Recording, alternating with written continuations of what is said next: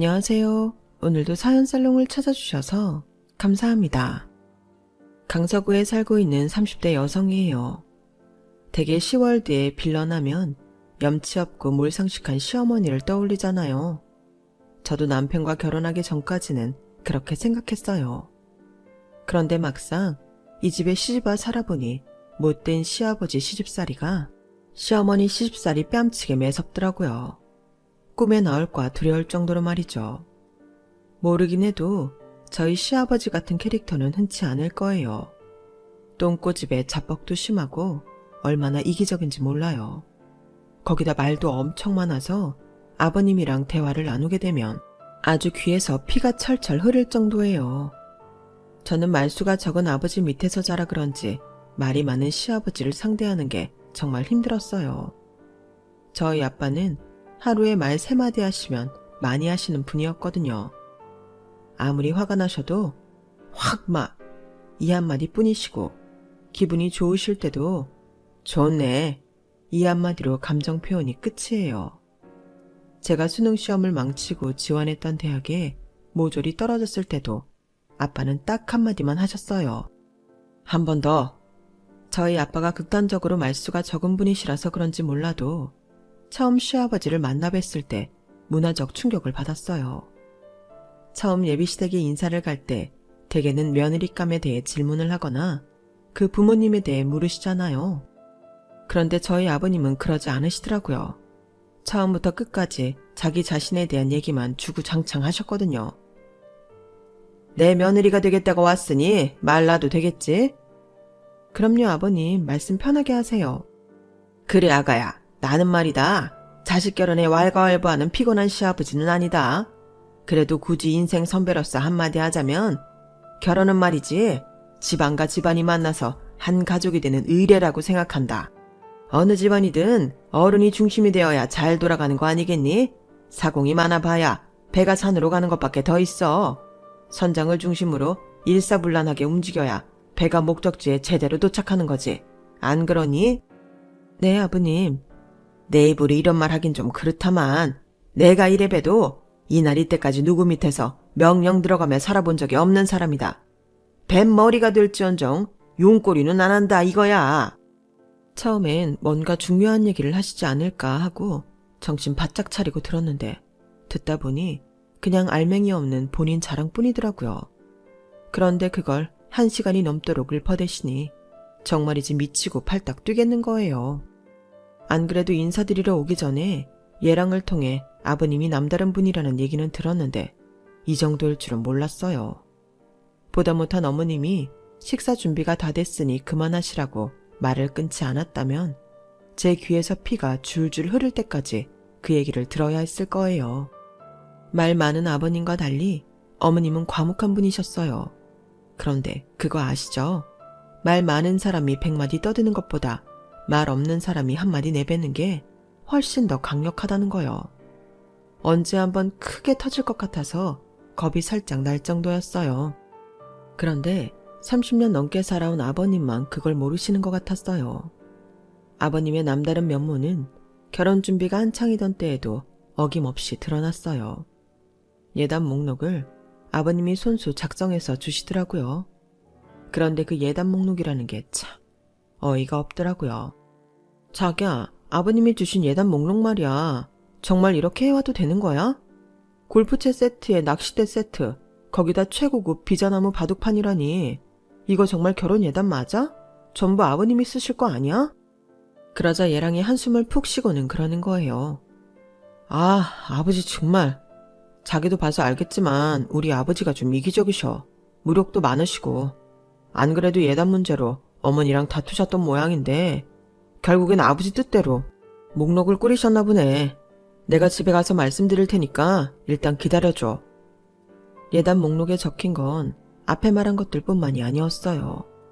맞춤 정장에 유명 브랜드 선글라스, 하다하다 차박용 텐트까지 있었거든요. 한마디로 자식 결혼을 핑계 삼아 평소 자신이 가지고 싶었던 것들을 몽땅 챙기려는 속셈이었죠. 남편이 집에 가서 뭐라고 했는지 모르겠지만 이튿날 새로 작성된 목록이 제 톡으로 왔어요. 처음에 주셨던 목록에 비해 많이 줄기는 했지만 여전히 아버님 걸로 보이는 것들이 반 이상을 차지하더군요. 저희 아빠는 그 목록을 보시고는 아무 말씀도 하지 않으셨어요. 엄마만 옆에서 푹푹대며 열을 내셨죠. 아니, 자기 아들이 의사나 판검사쯤 되는 줄 착각하는 거 아니야? 이게 다 얼마야? 난 못해. 내가 하자 있는 딸내미 돈 싸발라서 시집 보내는 것도 아니고 남들만큼 배울 거 배우고 직장도 번듯한 딸을 왜 이렇게 보내야 돼? 너 그쪽에 확실히 말해. 이런 식이면 우린 결혼 못한다고. 엄마 반응을 보니 이것도 많이 줄인 거라는 말은 차마 못하겠더라고요. 결국 우리 부부는 몇 번에 걸쳐 예단 목록을 협상한 후에야 결혼식을 맞이하게 되었어요. 그런데 산 넘어 산이라고 결혼식만 치르면 다 끝날 줄 알았던 문제들이 신혼여행을 다녀온 그날부터 빵빵 터지기 시작한 거예요. 시작은 신혼여행에서 사온 선물이었어요. 다른 사람들 선물은 몰라도 아버님 선물은 꽤 신경 써서 골라왔는데 마음에 안 드신다며 교환을 해오라는 거예요. 네? 아버님, 스페인에서 사온 걸 어떻게 교환을 해요? 이거 하나 바꾸자고 다시 스페인까지 갈 수는 없잖아요. 아니, 못할 건 또 뭐 있냐? 하겠다는 의지만 있으면 못할 것도 없지. 정 안 되겠으면 거기다 전화해서 해외 배송해달라 그래. 너 설마 영어가 안 돼서 그러는 거니? 나 원참 영문과 출신인 제가 영어가 두려워 그러겠어요. 말이 쉽지. 스페인이 어디라고 셔츠 하나 바꾸자고 해외 통화까지 해가며 항공편으로 옷을 교환해요. 배보다 배꼽이 크죠. 결국 아버님께는 교환을 했다고 거짓말을 하곤 백화점에서 다른 브랜드 제품으로 사다 드렸어요. 그런데도 아버님은 그것마저 뜨뜨미지근한 표정으로 선심 쓰듯이 마지못해 받는 티를 내시더군요. 그때 결심했어요. 앞으로 아버님 선물은 절대 해외에서 사지 않기로요. 그런데 선물만 조심한다고 되는 게 아니더라고요. 결혼하고 처음 맞는 아버님 생신이었어요. 선물을 뭘로 해드릴지 살짝 떠봤는데 아버님이 그러시더라고요. 니들이 골라오는 선물이야 뻔하지. 그럴 것 차라리 돈으로 다오. 나이가 들어 그런가? 요즘엔 옷이니 신발이니 하는 것보다는 현금이 최고더라. 그래서 아버님이 원하시는 대로 현금으로 하기로 했어요. 그래도 돈 봉투만 딸랑 내밀 수 없어서 아버님이 좋아하시는 횟집에서 저녁 식사 대접도 하기로 했어요. 남편은 퇴근길에 미리 주문해둔 케이크를 받아오기로 해서 저는 꽃다발과 돈 봉투를 챙겨 들고 횟집으로 향했어요.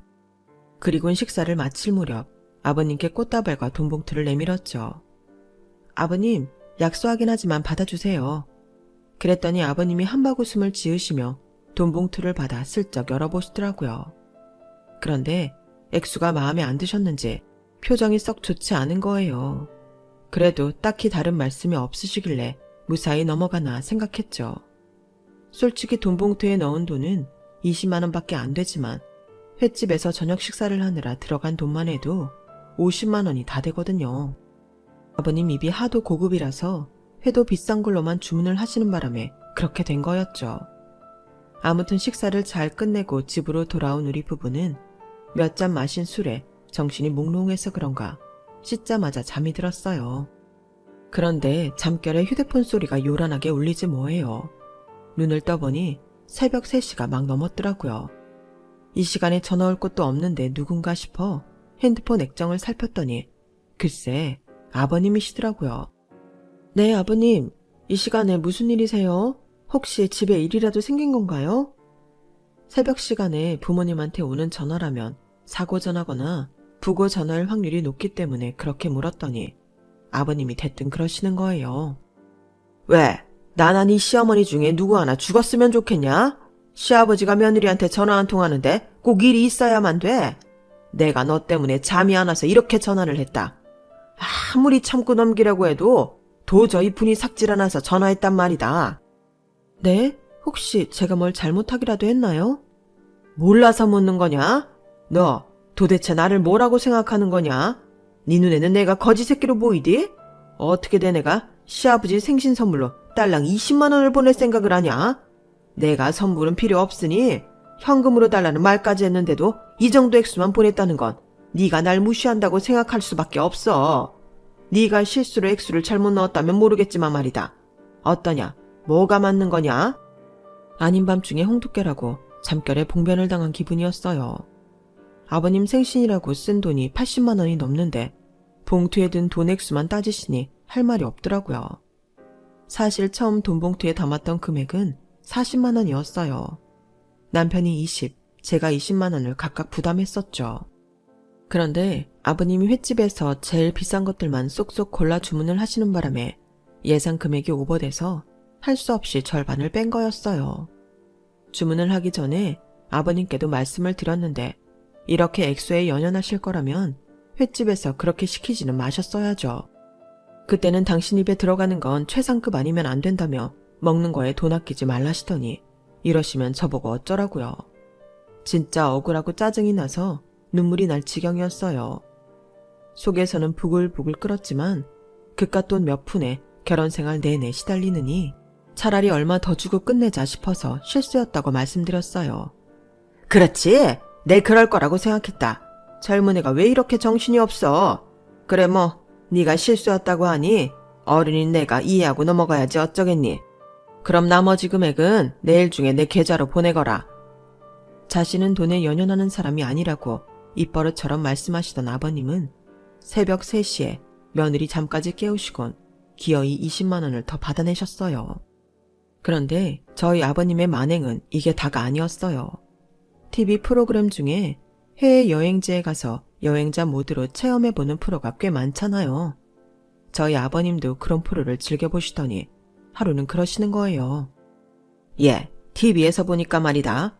베트남에 있는 무이네란 곳에 말이지 사막이 있더구나. 내가 살면서 사막은 한 번도 못 가봤잖니. 마음 같아선 사하라 사막이나 하다못해 고비 사막이라도 가보고 싶지만 거기 멀기도 하고 니들 시간이 안 되니 어쩌겠니? 그래서 말인데 이번 여름 휴가 때 무이네나 한번 다녀오자꾸나. 우리 부부가 여름 휴가 때 해외여행을 가려고 준비 중인 걸 어떻게 하셨는지 아버님이 먼저 선수를 치시더라고요. 솔직히 함께 가기 싫었어요. 어머님은 몰라도 저희 아버님이 좀 유난이셔야죠. 그 성격 다 맞춰드리면서 여행을 다닐 생각을 하니 떠나기도 전부터 골이 지끈지끈 하더라고요. 자기야, 어떻게 할 거야? 나 정말 아버님 모시고 여행 가기 싫어. 한국에서도 이렇게 힘들게 하시는데 여행까지 가서 그 고생을 또 해야 돼? 그럼 어떡하냐. 싫다고 했다간 1년 내내 시달릴 텐데 1년이면 다행이게 평생 시달릴걸. 미안한데 이번 한 번만 당신이 이해해주면 안 될까? 처음이자 마지막이다 생각하고 모시고 가자. 똥은 무서워서 피하는 게 아니라 더러워서 피한다는 심정으로 시부모님을 모시고 무인의 여행을 떠났어요. 아버님이 말씀하셨던 사막은 막상 가서 보니 참 협소하더라고요. 누구보다 실망한 건 아버님인 것 같았어요. 그때부터 여행은 꼬이기 시작했어요. 아버님이 당신이 원했던 것과 다른 현재 상황에 삐딱선을 타기 시작하셨거든요. 사사건건 트집을 잡으시고 음식이 입에 안 맞는다고 어찌나 짜증을 내시는지 매 끼니마다 한국 식당을 찾아다니며 먹어야 했어요. 그런데도 음식 맛이 수준 미달이라면 어찌나 타박을 하시던지 식당을 찾은 다른 손님들과 가게 주인한테 미안해서 혼났네요. 호텔에서 조식을 먹을 때도 메뉴에도 없는 음식을 해내라고 떼를 쓰는 바람에 저와 남편이 얼마나 애를 먹었나 몰라요. 아니, 아무리 외국 요리사라지만 그 간단한 김치찌개도 못 끓인다는 게 말이 돼? 김치 넣고 물 넣으면 되는 걸 그걸 왜 못해? 이게 다 해보겠다는 의지가 없어서 그런 거야. 아버지, 여긴 한국이 아니잖아요. 외국 호텔에서 김치찌개를 어떻게 끓여내겠어요? 김치도 없는데. 그러자 아버님은 기다렸다는 듯이 저를 불렀어요. 아가, 너 한국에서 김치 가져온 거 있지? 그거 주방장한테 갖다 줘라. 김치 쫑쫑 썰어 넣고 돼지고기 숭덩숭덩 썰어서 찌개 좀 끓여오라고 그래. 아버님, 김치찌개가 고기랑 김치만 넣는다고 되는 게 아니잖아요. 그리고 메뉴에도 없는 음식을 만들어내라고 하는 건 실례예요. 아침은 대충 드시고 점심 때 한식당 모시고 갈게요. 얘가 지금 무슨 소리를 하는 거야? 아침을 대충 먹어? 내가 왜? 이날이 때까지 난 아침을 거른 적도 없고 빵 쪼가리로 대충 때운 적은 더더욱 없어. 잔말 말고 내가 시키는 대로 해. 목청은 또 어찌나 크신지 식당 내에 있는 투숙객들이 다들 저희 테이블을 쳐다봤어요.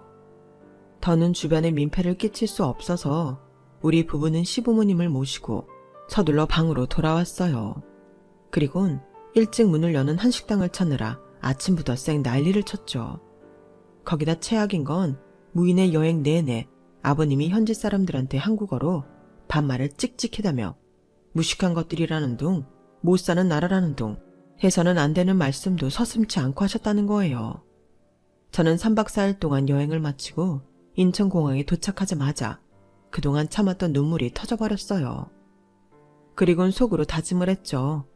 아버님이랑은 절대로 여행을 떠나지 않겠다고요. 특히 해외로는요. 아버님이 이런 추태를 부리는 내내 어머님은 입을 꾹 다문 채 마치 해탈한 사람처럼 행동하셨어요. 30년 넘게 아버님 같은 사람이랑 살면서 얼마나 많은 고초를 겪었을지 어머님의 초연한 태도를 보고 어느 정도 짐작할 수 있겠더라고요. 이렇게 막무가내로 자기 멋대로 굴면서 주변 사람을 괴롭게 만드는 아버님이었지만 이 정도가 끝이었다면 이해는 못해도 연을 끊겠다는 생각까지는 안 했을 거예요. 그런데 아버님이 결국 넘지 말아야 할 선까지 넘어버리자 저도 더는 참고 버틸 수가 없겠더라고요. 그 일이 벌어진 건 갑작스레 세상을 떠나신 저희 아빠 장례식 때였어요. 평소 지병이 있으셨던 것도 아니고 몸이 약한 편도 아니었는데 심근경색으로 손도 못 써본 채 아빠가 세상을 떠나시자 저도 엄마도 패닉 상태에 빠져버렸어요. 무슨 정신으로 장례를 치렀는지도 모를 정도였는데 아버님 때문에 정신이 번쩍 들게 된 거예요. 장례 마지막 날 장지로 출발하려고 준비를 하고 있었는데 전날 조문을 와주셨던 아버님이 아침 일찍 다시 찾아오셨더라고요. 평소 자신밖에 모르는 아나 무인이기는 하지만 그래도 부모를 잃은 며느리한테 따뜻한 위로라도 해주시려고 다시 오셨나 했죠. 그런데 글쎄 저를 보자마자 이러시지 뭐예요. 아가, 네가 경황이 없는 건 알겠다만 그래도 지금이 아니면 안 될 것 같아서 내가 널 불렀다. 실은 말이다. 내가 어제 조의금으로 10만 원을 냈는데 말이다. 아무리 생각해도 돈을 돌려받아야 할 것 같단 말이지. 순간 제가 잘못 들었나 했어요. 다른 것도 아니고 조의금을 돌려받다뇨. 그것도 사돈 장례식에서 말이에요. 그게 무슨 말씀이세요? 그게 말이다. 이걸 말을 해야 하나 말아야 하나 한참 고민했다만 어차피 나중에라도 알게 될 거 솔직하게 말하는 게 좋겠다 싶어 말하는 거다. 여기 장례식장 음식이 말이야. 영 입에 안 맞지 뭐냐. 먹을 때부터 찜찜하다 생각을 했는데 그래서 그런가 집에 돌아가서도 속이 더부룩한 게 영 소화가 안 되더란 말이지. 너도 알다시피 내 입이 좀 고급이니? 그래도 사돈 장례식인데 참고 넘어갈까 생각했다만 밤새도록 생각해봐도 도저히 그냥 넘어갈 수는 없겠더라고. 그래서 말인데 다 돌려받으면 나도 면이 안 서니까 절반만 돌려다오. 내가 조의금으로 10만 원을 냈으니 절반인 5만 원만 돌려다오. 여러분은 이 상황이 이해가 되시나요? 저는 정말이지 너무 기가 막혀서 말도 제대로 안 나올 정도였어요. 혹시 아버님이 장난으로 이러시나 싶기도 했지만 그 표정이 너무 진지한 게 절대 장난이 아니더라고요. 아버님, 지금 그게 부모 잃은 며느리한테 할 말씀이세요? 다른 날도 아니고 제 아버지 발인 날에 찾아와 할 정도로 이게 그렇게 중차대한 일이냐고요. 저요, 지금까지 아버님이 말도 안 되는 행동으로 저를 힘들게 하셨어도 그래도 어떻게든 이해하려고 노력해왔어요. 이러니 저러니 해도 제 남편을 낳아주신 부모님이니까요. 그런데 어쩜 끝까지 이런 식이세요? 저도 더는 못 참겠어요. 이번 일은 도저히 그냥 못 넘어가겠다고요. 아버님은 상대에 대한 최소한의 배려심도 없으세요? 어떻게 이런 와중에 그깟 돈 몇 푼 받아내자고 장례식장까지 찾아와 사람을 괴롭히시냐고요. 남이라도 이렇게는 안 해요. 철없는 초등학생도 이 정도로 사리분별 못하고 살진 않는다고요. 조의금 10만 원 내셨다고요? 네, 그 돈 제가 다 돌려드릴게요. 반이고 뭐고 필요 없이 다 돌려드릴 테니까 앞으로는 저 찾아오지 마세요. 저 며느리라고 생각하지도 마세요. 아버님 같은 사람이랑 더는 얼굴 보고 살고 싶지 않으니까 이참에 남남으로 살자고요. 저도 이제는 시아버지 없는 셈 치고 살게요. 저는 부르르 떨리는 손으로 지갑에서 5만 원짜리 2장을 꺼내 아버님 손에 쥐어드렸어요. 예, 넌 내가 뭘 그렇게 잘못했다고 이렇게 감정적으로 나오냐? 내가 못할 말한 것도 아니고 참다 안 되게 서서 찾아온 건데 어른 앞에 두고 이게 뭐하는 짓이냐고? 네 부모는 널 이렇게 가르쳤냐? 시부모 앞에서 이따위로 굴라고 가르쳤냐고? 자식이 부모한테 하는 효도라는 게 다른 거 없다. 부모 얼굴에 먹칠하지 않고 사는 거, 그게 효도야. 너 하는 꼴을 보니 네 아버지가 자식 잘못 키웠다고 관에서 통곡하겠구나. 그때였죠. 장례식장 관리자랑 정산 문제로 얘기를 나누던 남편이 달려와 버럭 소리를 쳤어요. 아버지, 지금 뭐 하시는 거예요? 너 마침 잘 왔다. 넌 평소에 마누라 관리를 어떻게 했길래 얘가 시애비 앞에서 고개 빳빳이 들고 이렇게 대들게 하냐? 내가 이 내리 때까지 살아오면서 이렇게 되먹지 않은 애는 처음 본다. 너 앞으로 얘랑 살고 싶으면 지금 당장 내 앞에서 무릎 꿇고 빌게 해. 사람들 앞에서 나한테 망신 준 만큼 네 처 내가 보는 앞에서 확실하게 교육하라고. 그러자 남편이 아버님 손을 잡더니 굳은 표정으로 말했어요. 아버지야말로 예절 교육을 다시 받으셔야겠네요. 적어도 사람이라면 최소한의 도리는 지키고 살아야 하니까요. 제 장인 장례식장에서 아버지가 벌인 오늘 이 추태는 저도 이 사람도 절대 잊지 않을 겁니다. 더 험한 꼴 보시기 전에 돌아가세요. 안 그러면 경호직원 불러서 내쫓겠습니다. 그 말에 아버님은 입을 떡 벌리곤 급기야 자기가 자식을 잘못 키워 이런 꼴을 당한다며 고래고래 소리를 질렀어요.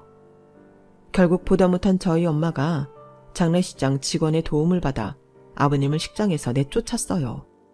장례를 마치고 며칠이 지났지만 아버님에 대한 분노는 쉬이 가라앉지 않았어요. 그날의 일을 듣고 찾아온 시어머니께서 대신 저와 저희 엄마한테 사과를 하셨지만 여전히 마음은 진정되지 않더군요. 그런 제게 미안했던지 남편도 제 눈치를 보는 것 같았어요. 그리고는 앞으로 자기 집안일에 일절 제가 신경 쓰지 않도록 하겠다고 하더군요. 그리고 남편은 그 약속을 제대로 지켰어요. 그렇게 1년이 넘도록 저는 시댁과 왕래를 끊고 살 수 있었거든요. 그러던 어느 날이었어요. 낯선 번호로 전화가 걸려온 거예요. 누군가 해서 받아봤더니 아버님이더라고요. 제가 당신 전화를 받지 않자 지인 휴대폰을 빌려 전화를 한 거였어요. 아버님은 마치 우리 사이에 아무 일도 없었던 것처럼 자연스레 자신의 환갑잔치에 대한 얘기를 쏟아내셨어요. 넌 왜 이렇게 통화하기가 힘드냐? 꼭 시애비가 직접 전화를 해야 받는 거냐? 고양 것 같으니라고. 암튼 거두절미하고 중요한 사안부터 얘기하마. 너도 알다시피 내가 올해 환갑이잖니. 거기다 퇴직기념을 겸해서 크게 잔치를 벌일까 한다. 원래 계획대로라면 유럽 쪽으로 한 보름 크루즈 여행이라도 다녀올까 했다만 네 시어머니가 죽어라 반대를 하니 어쩌겠어. 그래서 조촐하게 잔치나 하고 끝낼까 한다. 장소랑 시간은 네 남편 통해 전달하마. 아, 네가 내 며느리로 산 지 꽤 됐으니 이젠 나에 대해 어느 정도 파악이 됐겠지만 혹시나 해서 말해두마. 난 쓰잘데기 없는 선물보다는 현금이 좋다. 예전 내 생일 때처럼 실수하지 말고 이번엔 제대로 담아오거라. 작년에 니들이 그 난리를 치는 바람에 네 시어머니 환갑은 그냥 넘어간 거 알고 있지? 그때 돈도 아꼈으니 내 환갑 땐 확실히 하리라 믿는다. 아버님은 제가 끼어들 사이도 없이 당신이 할 말만 속사포처럼 늘어놓고는 전화를 끊었어요.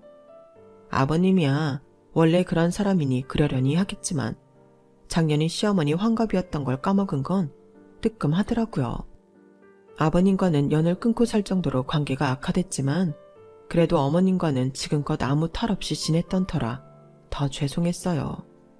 남편이 저희 아빠 장례식 때 있었던 일 때문에 미안해서 저한테 어머님 환갑 얘기는 안 했던 것 같은데 그렇다고 그냥 지나치기도 좀 그렇더라고요. 그래서 어머님께 전화해 뵙자고 말씀드렸어요. 그랬더니 극구 사양하시는 거예요. 네가 뭐 때문에 보자고 하는지는 잘 알겠다만 그럴 거 없다. 어머님 그러지 말고 시간 좀 내주세요.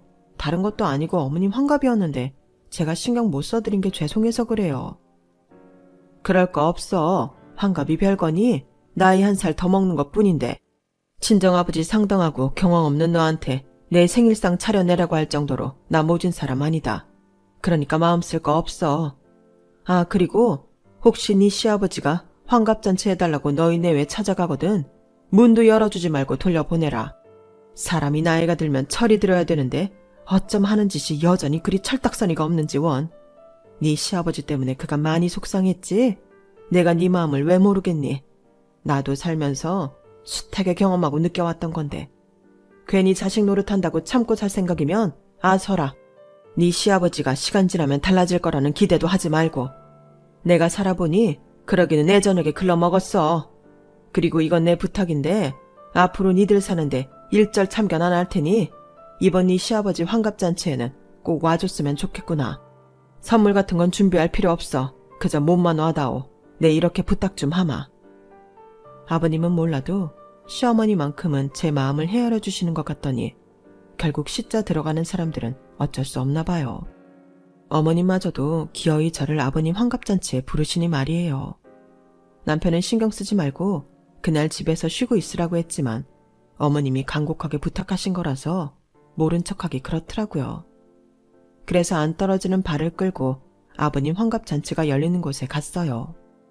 가보니 규모가 어마어마한 게 아버님의 허세를 그대로 닮았더라고요. 아버님은 한복을 쫙 빼입고 테이블 사이를 돌며 사람들과 인사를 하고 있었어요. 아주 신이 나서 입끝이 귀에 걸려 있더라고요. 반면에 어머님은 조용히 자리에 앉아 결의에 가득 찬 사람처럼 때를 기다리고 있었어요. 그 모습을 뵈니 오늘 이 자리에서 뭔가 일이 벌어지겠다 싶더군요. 본격적으로 환갑년이 시작되고 흥에 취한 아버님이 진행자 손에 들려있던 마이크를 뺏어들고 일장 연설을 시작했어요. 다들 바쁘실 텐데 내 환갑년에 와주셔서 고맙습니다. 이날 이때까지 살면서 참 우여곡절이 많았어요. 돌이켜보니 그 고비마다 내 곁을 지켜준 사람이 딱 한 사람, 내 아내더라고요. 오늘 이 환갑년도 내 아내가 손수 준비해준 겁니다. 다들 내 아내한테 박수 한번 주시죠. 아버님은 뭐가 그리 신이 나셨는지 사람들 앞에서 어머님을 소개하며 평소 안 하던 행동을 하셨어요. 여보, 당신도 한마디 하구려. 이런 기회 흔치 않으니까 사양 말고. 그러자 어머님은 기다렸다는 듯 마이크를 건네받으시곤 회심의 미소를 지으며 말씀을 시작하셨어요. 제가 오늘 이렇게 성대한 자리를 마련한 건 제 남편 장수기 씨 환갑을 축하하기 위함이 아닙니다. 오늘은 이 사람 61번째 생일이기도 하지만 저한테는 지난 35년간 지옥 같은 결혼 생활을 청산하는 뜻깊은 날이기도 하니까요. 어머님의 말씀에 장내는 찬물을 끼얹은 듯 조용해졌어요. 저희 부부를 비롯해 많은 사람들 얼굴에는 당혹감이 차올랐죠. 특히 아버님은 더더욱 그랬어요. 아니, 이 여자가 무슨 소리를 하는 거야? 결혼 생활을 청산하다니. 당신 뭐 잘못 먹었어? 그러자 어머님은 눈에 힘을 잔뜩 주고서는 아버님한테 말했어요. 잘못 먹어? 내가? 난 오늘 이 자리에서 물 한 모금도 안 마셨어. 지긋지긋하고 구역질나는 당신 같은 인간 옆에선 산의 진미도 음식물 쓰레기처럼 느껴지거든. 환갑잔치? 그런 건 인생을 잘 산 사람들이나 하는 거지. 당신처럼 개차방 같은 인간을 위해 하는 게 아니야. 지 주둥이에 들어가는 것만 생각하고 남의 아픔은 안중에도 없는 인간이 뭘 잘했다고 환갑년을 열어. 당장 천벌받아 되져도 시원찮을 인간이. 여기에 와 있는 사람들 중에 진심으로 당신 환갑을 축하하는 사람이 몇이나 있을 것 같아. 모르긴 해도 속으론 저런 인간 귀신 안 잡아가고 뭐하나 한탄할걸. 그동안 살면서 당신이 벌어다주는 월급 받아 생활할 때마다 더럽고 치사했지만 오늘까지 꾹 참고 살았던 건 네 놈이 가장 볼품 없어졌을 때 버리려고 때를 기다렸기 때문이야. 이젠 직장에서도 내쳐지고 오라는 곳도 없는 네 놈 꼴을 보니 얼마나 다행스럽던지. TV에서 보니 일본 여자들은 남편이 퇴직하는 날을 손꼽아 기다린다더라. 연금 나눠받고 이혼하려고. 그걸 보고 저거다 싶었지. 변호사 사무실에 가서 물어봤더니 이혼을 해도 앞으로 나올 네 놈 연금 절반은 내가 받을 수 있다고 하더라. 그깟 연금 받아봐야 그동안 너 같은 놈이랑 살아온 내 인생이 보상되지는 않겠지만 어쩌겠어. 그래도 돈 욕심 많은 이놈한테 제대로 엿먹이기엔 안성맞춤이다 싶어서 이참에 이혼하려고 그런다. 그러니까 오늘 이 자리는 니놈 환갑년을 축하하는 자리가 아니라 니놈한테서 해방되는 나를 위한 축하연이다 이 말이야. 자, 이거나 받아. 어머님은 아버님 손에 두툼한 봉투를 건넸어요. 봉투를 열어본 아버님은 얼굴이 사색이 되고 말았죠. 거기에는 이혼 서류와 더불어 어머님이 요구하는 재산 분할 목록이 빽빽하게 적혀 있었거든요. 이 옆에 내가 미쳤나? 내가 이걸 왜 줘? 내가 뼈 빠지게 번 걸. 왜 집구석에서 놀고 먹은 너한테 주냐고. 난 못 줘. 10원 한 푼 못 주니까 이혼을 하려거든 맨몸으로 나가. 아버님은 입에 거품을 물고 꾀꾀거리셨지만 내심 알고 있었을 거예요. 어머님이 이혼 소송을 하는 순간 영락없이 어머님 요구대로 뺏기게 될 거란 사실을요. 결국 그날 아버님은 뒷목을 잡고 쓰러지셨고 구급차에 실려가는 걸로 환갑년은 끝이 났어요. 나를 가장 필요로 할 때 손을 놓겠다는 생각으로 아버님과의 결혼 생활을 이어오신 어머님은 이렇게 제대로 한 방 날리시곤 이혼을 하셨어요. 가기 싫은 아버님 환갑년에 굳이 저를 부르신 어머님 덕분에 저는 본의 아니게 대리 복수를 할 수 있었어요. 그 점에 대해서는 어머님께 감사드릴 뿐이죠.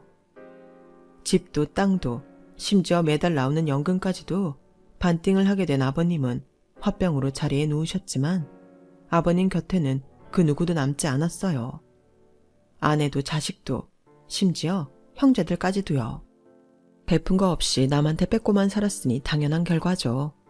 이래서 사람은 베풀면서 살아야 한다고 하나 봐요. 이참에 아버님도 당신이 얼마나 인생을 잘못 살았는지 깨닫기를 바랄 뿐입니다. 지금까지 제 사연을 들어주셔서 감사합니다. 소중한 가족들과 좋은 일만 많으시길 바랍니다. 여러분, 사연 댓글에 응원과 현명한 조언 부탁드려요. 좋아요와 구독은 저에게 큰 힘이 됩니다. 오늘도 좋은 일 가득하세요.